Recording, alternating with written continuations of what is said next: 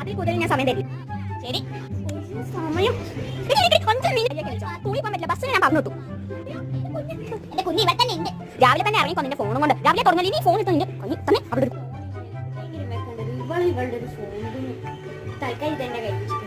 അമ്മേ എന്റെ ദോശ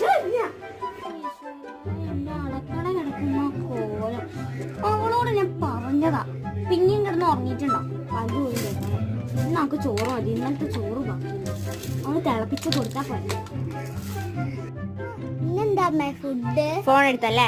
ഇന്ന് നിനക്ക് ചോറ് നല്ല വഴുതനങ്ങ പൊരിച്ചതുണ്ട്, വേണമെങ്കിൽ എടി എന്നാ നിന്റെ വഴുതനങ്ങ തിന്നോ. ഇന്ന് ഇതാണ് നിനക്കുള്ള ശിക്ഷ. ചിക്കൻ ബിരിയാണി ഉണ്ടാക്കി കൊടുത്തല്ലേ, അതുകൊണ്ട് ഇന്ന് അവളത്